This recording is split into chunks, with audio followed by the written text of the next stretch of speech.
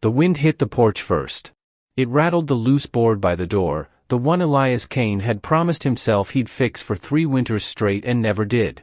Dust rose off the yard in a thin gold curtain, and somewhere past the fence line, a horse stamped once, twice, then went still. Elias stood in the doorway with a letter in his hand. His knuckles were cracked from rope burn. His shirt had a tear at the shoulder he hadn't noticed until just now, when the wind found it and went straight to his skin. He read the letter again, though he already knew every word. Housekeeper arriving Thursday.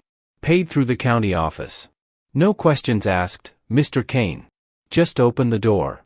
He didn't remember agreeing to this. That wasn't true. He remembered. He just didn't remember meaning it. It had been a bad night, the kind where the whiskey ran out before the silence did, and he'd scrawled his name on a form the preacher's wife left on his table after Sarah's funeral. For help around the house, she'd said, not quite looking at him. You can't do this alone forever, Elias. He'd wanted to tell her that alone was the only thing he had left. But he signed the paper instead, because it was easier than arguing with a woman who baked him a pie every Sunday whether he ate it or not. That had been 6 weeks ago. Thursday was today. Behind him, the house exhaled its usual silence. 2 years of it. Long enough that Elias had stopped noticing the quiet the way a man stops noticing his own heartbeat, until something stops it, and the absence roars louder than the sound ever did. The kitchen table still had 2 chairs. He never sat in the second one. He never moved it either. On the shelf above the stove, a cracked blue teacup sat exactly where Sarah had left it the morning she went out to check on the mare and never came back inside. Elias didn't drink from it. He didn't throw it away. It just sat there, catching dust, catching light, catching him every single morning whether he wanted it to or not. He was 34 years old and he already knew how the rest of his life was going to look. Empty chair. Empty cup. Empty bed. A ranch too big for one pair of hands, and a heart that had quietly decided it was done being used. The wagon appeared on the ridge just after noon. Elias saw the dust before he saw the horse, a pale rising cloud against a sky the color of raw iron. He straightened up from the fence post he'd been resetting and shielded his eyes with one forearm. One horse. One wagon. One small trunk tied down with rope that had seen better years. And a woman holding the reins like she'd been born holding them. She didn't wave. She didn't call out. She just drove that wagon straight toward his gate like she already knew the way, like the ranch had been waiting on her as long as she'd apparently been waiting on it. Elias set down his hammer. His heart did something he didn't ask it to do, a small, unwelcome lurch, quick and gone, like a fish breaking the surface of a still pond. He told himself it was nothing. Told himself it was just the surprise of company after 2 years of nobody. He told himself a lot of things that day that weren't quite true. Up close, she looked younger than her letter had made him expect, though there was something in her eyes that didn't match the rest of her face, a tiredness that lived deeper than sleep could fix. Her hair was the color of wheat left too long in the sun, pulled back tight beneath a plain gray bonnet that had clearly been mended more than once. Her hands, when she set the brake and climbed down without waiting for help, were not soft. They were a working woman's hands. Calloused palms. A thin white scar along one thumb. Fingernails cut short and practical. Mr. Cain, she said. Not a question. That's me. Adeline Foster. She didn't offer her hand. She looked past him instead, at the house, at the barn, at the fence he'd been mending, taking inventory the way a person does when they intend to stay a while and need to know exactly what they've walked into. I was told you needed a housekeeper, she said. Not a wife. Not company. A housekeeper. Elias blinked. Nobody had spoken to him that plainly in longer than he could remember. That's right, he said slowly. Just someone to keep the place from falling apart around me. Good. She reached back into the wagon and pulled down her trunk like it weighed nothing at all, though Elias could see the muscles tighten in her jaw when she lifted it. Because that's all I intend to be. She said it like a warning. He would remember, much later, that she said it like a warning. He showed her the house in silence, and she took it in the way a soldier takes in unfamiliar terrain, cataloging exits, assessing damage, filing away what needed fixing without saying a word about any of it out loud. She stopped at the kitchen shelf. Her eyes landed on the blue teacup. Something crossed her face, there and gone so fast Elias almost missed it. Not curiosity. Something closer to recognition, like she understood exactly what an untouched teacup on a shelf meant in a house with only one chair ever used. "I won't move anything you don't ask me to move," she said quietly. Elias felt something tighten behind his ribs. He hadn't told her about Sarah. He hadn't told her anything at all. "Appreciate that," was all he managed to say. She was up before him the next morning. He woke to the smell of coffee and biscuits, a smell the house hadn't held in 2 winters, and for one disoriented moment, lying there in the gray dawn light, he forgot. He forgot Sarah was gone. He forgot the silence. For 3 full seconds, the world was exactly as it used to be, warm and smelling of breakfast and someone else's footsteps in his kitchen. Then he remembered, and the loss hit him fresh, the way it always did, like a wound that never quite finished healing. He dressed and went downstairs anyway. Adeline stood at the stove with her sleeves rolled to the elbow, moving through his kitchen like she'd worked in it for years instead of hours. She didn't turn when he entered. She simply set a plate on the table, the seat across from where he always sat, not the empty chair, he noticed, not Sarah's chair, and went back to the stove. "You don't talk much," Elias said, sitting. "Neither do you." "Fair point." A silence stretched between them, but it wasn't the same silence he'd grown used to. This one had weight to it, texture, the feeling of 2 people carefully not asking each other questions they both wanted answered. "You're good with a horse," he said finally, remembering how she'd handled the wagon. "Better than most housekeepers I've heard of." She didn't look up from the eggs. "I've had practice." "Doing what?" "Surviving." She set the pan down harder than she needed to. "Eat your breakfast, Mr. Cain." He ate. He didn't ask again. But he noticed the way her hand trembled, just slightly, before she steadied it against the counter. He noticed the way her eyes flicked toward the door every few minutes, like she was listening for something he couldn't hear. He noticed a great many things about Adeline Foster that first morning. He just didn't yet understand what any of them meant. By the end of the first week, the ranch had changed in ways Elias couldn't quite name. The floors were swept. The windows, filthy with 2 years of neglect, let in actual light again. There was food on the table that didn't come from a can, and the barn cat had taken to following Adeline around like she was the only person on the property worth trusting. But it was more than chores. It was something in the air itself. He caught himself, more than once, watching her from across the yard, the way she talked low and gentle to the horses, the way she hummed under her breath while hanging laundry, a tune he almost recognized but couldn't place. He caught himself listening for her footsteps the way he used to listen for Sarah's. He hated how much that thought scared him. "She's the housekeeper," he told himself, standing at the fence one evening while the sun bled orange across the plains. "Nothing more." She said so herself. But even as he thought it, he knew he was lying to the only person who'd ever find out. The trouble started on a Tuesday, though Elias wouldn't understand that until much later. He was in the barn mending a saddle when he heard the wagon, a different wagon, one he didn't recognize, wheels cutting fast and hard down the road toward his gate. He stepped out into the yard just as it rolled to a stop, dust boiling up around the wheels. A man climbed down. Tall. Well-dressed in a way that didn't belong out here, boots too clean for ranch dirt, eyes too sharp for polite conversation. He looked past Elias entirely. He looked straight at the house. "I'm looking for a woman," the stranger said, his voice smooth as river stone and just as cold. "Goes by Adeline. Maybe uses a different name now. You seen her?" Behind him, through the kitchen window, Elias caught a flash of movement. Adeline, frozen mid-step, her hand pressed flat against her chest, her face gone the color of ash. She had heard him. And whatever she'd been running from, it had just found her front door. Elias didn't move. He stood between the stranger and the porch steps, feet planted in the dirt like they'd grown roots there. Up close, the man's suit was finer than anything Elias owned, but his eyes had the flat, patient look of someone used to getting what he came for.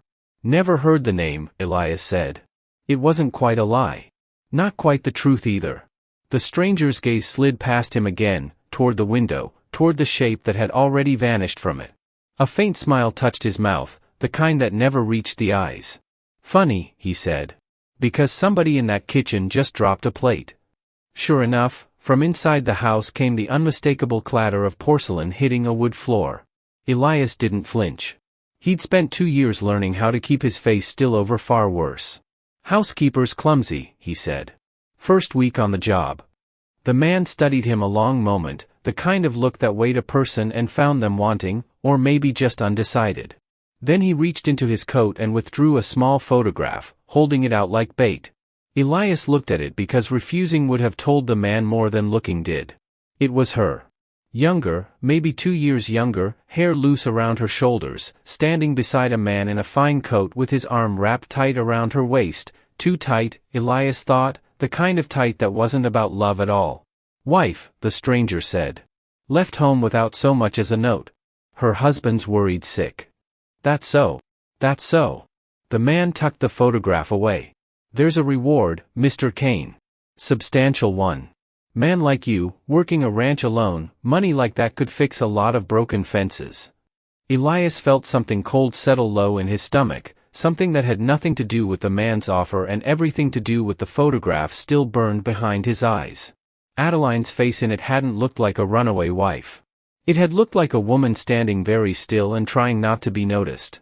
"Ranch is doing fine," Elias said. "You should get moving before dark. Roads out here aren't kind to strangers." For a moment he thought the man would push further. Instead he simply nodded, climbed back into his wagon, and turned it toward the road, though not before throwing one last look at the house, slow, deliberate, the look of a man leaving a door open rather than closing it. "I'll be back through this county," he called over his shoulder. "Folks talk, Mr. Cain. Somebody always talks." Elias watched the dust rise and settle long after the wagon disappeared over the ridge. Then he went inside. He found her kneeling on the kitchen floor, gathering shards of the broken plate with hands that wouldn't stop shaking. She didn't look up when he entered. Her breath came in short, careful pulls, like she was rationing it. "Adeline. I can pay for the plate," she said, voice tight. "Take it out of my wages.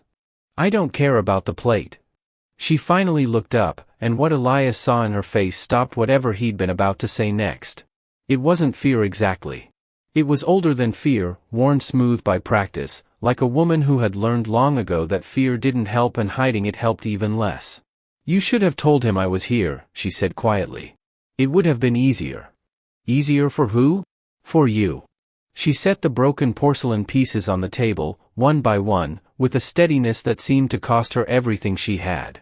"You don't know me, Mr. Cain. You don't know me anything. I know you make good coffee," he said. "I know you're kind to that ornery cat who won't let anybody else near it. I know you didn't flinch once mending that fence line last week, even though you'd never held a hammer before in your life." He crouched down slowly, so they were closer to eye level, careful not to move too fast, the way he might approach a spooked horse. That's enough to know a person doesn't sell them out to a man with cold eyes and a fancy coat. Something in her face cracked, just slightly, like ice giving way beneath careful weight. "His name is Nathaniel Reyes," she said, so quietly Elias almost missed it. "And he's not looking for a runaway wife." "Then what is he looking for?" She was quiet a long moment, staring at the broken plate like it held the answer. "Someone who saw something she wasn't supposed to see," she finally said. "And he intends to make sure I never get the chance to tell anyone." She wouldn't say more that night. Elias didn't push her. He'd learned, in the slow, aching years since Sarah, that some doors couldn't be forced open, that patience was its own kind of kindness, maybe the only kind that ever really worked. But something had shifted between them. He noticed it in small ways over the days that followed. The way she stopped flinching when he entered a room too quickly. The way she started leaving the kitchen door unlocked at night, a small unconscious trust she hadn't offered before. The way, one evening, she sat down across from him on the porch instead of retreating to her room the moment supper was finished. "Tell me about her," Adeline said one night, nodding toward the house, toward the teacup she'd never once moved from its shelf. Elias went still. "You don't have to," she added quickly. I notice things, Mr. Cain. I notice the empty chair you never sit in. I notice you still look for someone when you come in from the fields, before you remember she's not there." He hadn't realized it showed that plainly. He hadn't realized anyone was watching closely enough to see it. "Sarah," he said finally, the name feeling strange in his mouth after so long unused. "My wife. 2 years this spring. There was an accident with the mare. She went out early one morning and the horse threw her against the fence post. I found her an hour later." His voice didn't shake, but something behind his eyes did. "I keep thinking if I'd just gotten up earlier that morning." "You can't carry that," Adeline said softly. "Grief lies to you like that. Makes you think you could have stopped it, when the truth is some things just happen, and no amount of guilt fixes them after." "That sounds like something you know from practice." She looked out at the darkening plains, and for a moment Elias thought she wouldn't answer. "My husband didn't die," she said finally. "But something in me did, the year I was married to him." She told him slowly, over the following days, in pieces too painful to say all at once. She had married young, to a man named Charles Whitfield who owned half the businesses in a town 2 states east, a man who had seemed, in the beginning, generous and attentive and kind.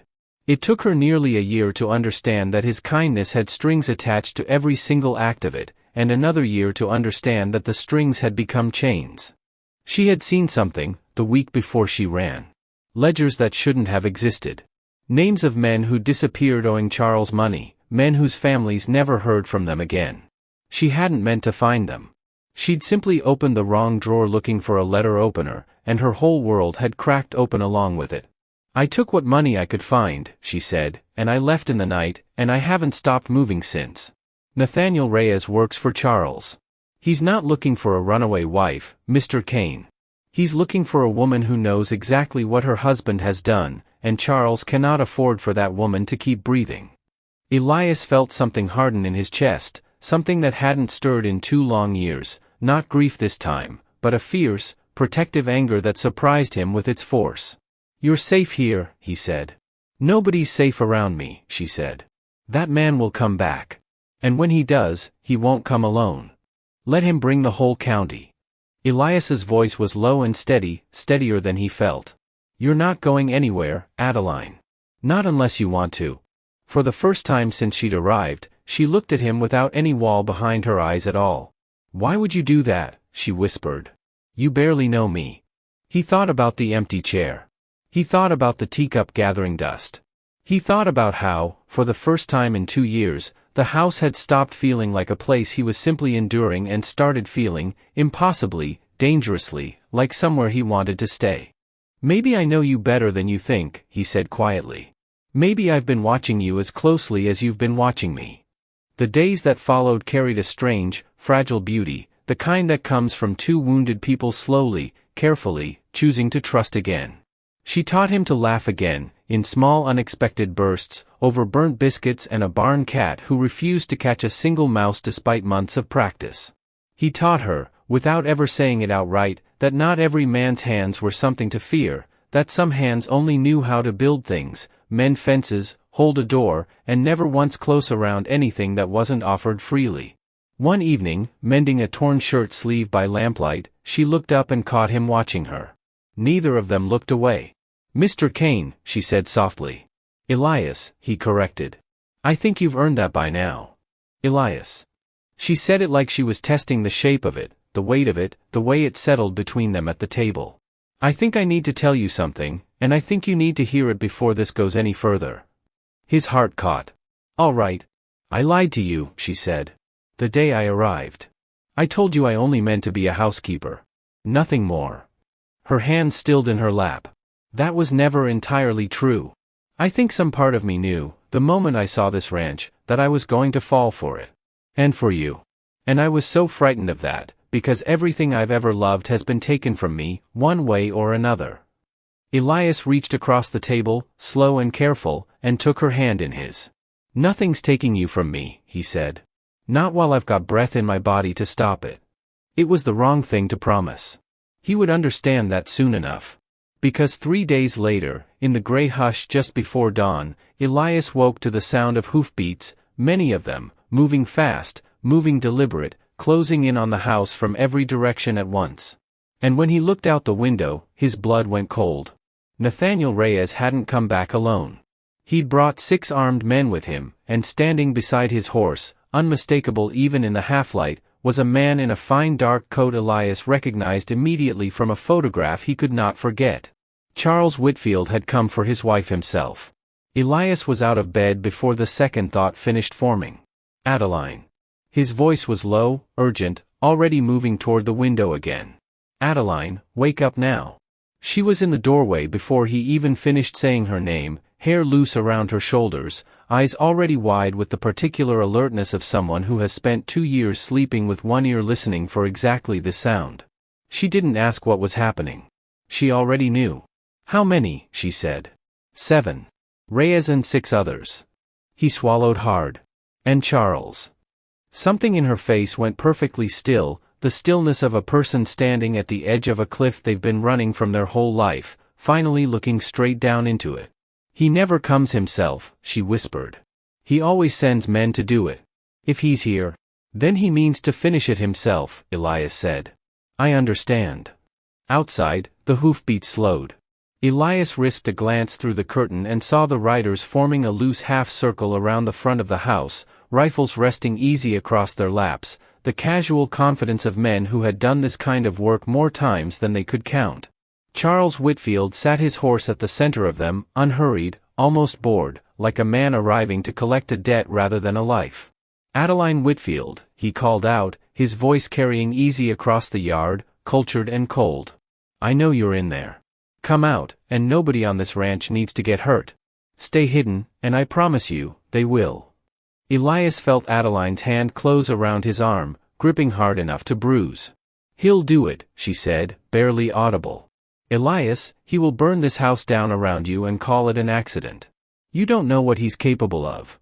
"I know what I'm capable of," Elias said, and something in his voice made her look up at him. "Go to the root cellar. Now. I won't let you die for me." "You're not asking me to."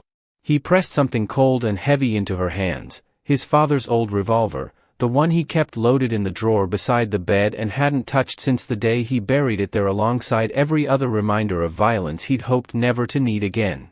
"I'm asking you to trust me. One more time. Please." For a long, breaking moment, she looked at him like she was trying to memorize his face. Then she went. Elias stepped out onto the porch alone, hands raised loose and open at his sides, moving slow enough that no trigger finger would mistake him for a threat. "Morning," he said, as if 7 armed riders showed up at his gate every day of the week. Charles Whitfield's eyes narrowed, sweeping over him with open contempt. "You're a fool, Mr. Cain, harboring a fugitive. Do you even know what she is?" "I know what she told me." "Then you know she's a thief. A liar. A woman who abandoned her marriage vows and stole from her own husband." "Funny," Elias said. "She told me a different story. Something about ledgers. Missing men. Debts that got paid in ways that don't leave paper trails." He kept his voice even, but his eyes moved across the riders, counting, measuring, memorizing. "Which version do you figure the county sheriff would find more interesting?" Something flickered across Charles's face, the first crack Elias had seen in that smooth, practiced composure. It was small. It was enough. "You don't know who you're dealing with," Charles said, quieter now, the pleasantness gone out of his voice entirely. "Maybe not." Elias took one slow step forward. "But I know exactly who I'm standing here for. And I've buried one person I loved already, Mr. Whitfield. I've got nothing left in me to fear losing except her. That makes me a very dangerous kind of stubborn." For a moment, nobody moved. The wind picked up across the yard, carrying dust between the 2 men like something alive, something waiting. Then, from the direction of the barn, a shot rang out. It came from Nathaniel Reyes, aimed low and deliberate, not at Elias, but toward the root cellar door, where a shape had just emerged from the shadows, revolver raised and steady in 2 shaking hands. "Adeline, no." Elias's voice tore out of him. She'd fired first, the shot going wide but close enough to send 2 of the riders' horses rearing in panic, close enough to shatter whatever fragile order had been holding the standoff together.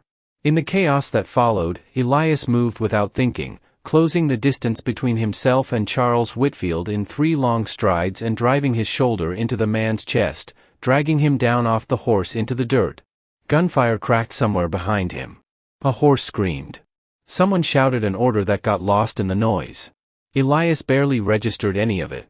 His whole world had narrowed down to the man beneath him, to the desperate need to keep Charles Whitfield pinned to the earth long enough for the chaos to burn itself out. "Call them off," Elias growled, forearm hard against Charles's throat. Call them off now, or I swear to God. You'll what?